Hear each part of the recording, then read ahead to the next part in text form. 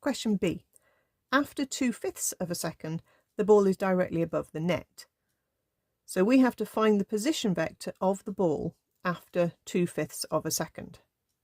Okay, so we know our time, okay, we know the height of the net, but the ball is higher than that. So the 0.9 height of the net, we're not using it. We don't know how far it is across and how far it is up, but that's what we need to find. Okay, so the position of the ball, okay, where that black dot is, that's what we're trying to find, how far from O horizontally and vertically. So basically we can express it as a vector if we want to. So we're going to need to think about vertical information and horizontal information again. What I want to know is how far it's fallen in that 2/5 of a second, and then we can work out, therefore, from the total height it began at 2.4, we can work out how high it is above ground level. So let's do that first. So listing our vertical information. So again, remember we're taking downwards as positive, so U is 1.4 and A is positive 9.8. We want to know how far it's gone, so S, which will be the downward distance it's fallen, after 2/5 of a second. Okay, so we're not after the V, we want S equals UT plus a half AT squared. So that will give us 1.4 times 2/5 plus a half times 9.8 times 2/5. Or you can obviously put that as a decimal if you want, squared. Okay, so 2/5 is 0.4. So I'll just type it in as 0.4 as I go along. 1.4 times 0.4, add 0.5 times 9.8 times 0.4 squared. So that's S equals UT plus a half AT squared, has given us S is 1.344. So that's the distance fallen.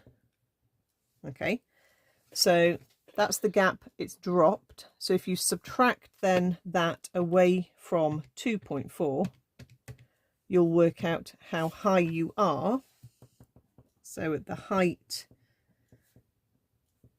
above your ground is 1.056 meters. Okay, we'll use that in a second. Let's think about horizontally. We need to know how far horizontally we've gone in 2/5 of a second. So horizontally U was 30, A is 0, S is what we're working out, and T is 2/5. So again, we can use S equals UT plus a half AT squared, but obviously the a half AT squared term is going to disappear. So we'll have S equals 30 times 2/5. Okay, so 30 times 0.4 is 12. So it's travelled 12 meters horizontal distance. So therefore its position vector, expressed as a vector, is 12I plus 1.056J. The position vector is always the vector from O. Okay. So part 2 says, hence determine the value of X. I always think this is a bit weird because we've worked it out now, haven't we? On the picture, the X is the distance there. And we've just worked out X is 12. So we can just state X is 12. We're not really determining it. And show the ball clears the net by approximately 16 centimetres. Well, that's just the difference in the ball height and the net height,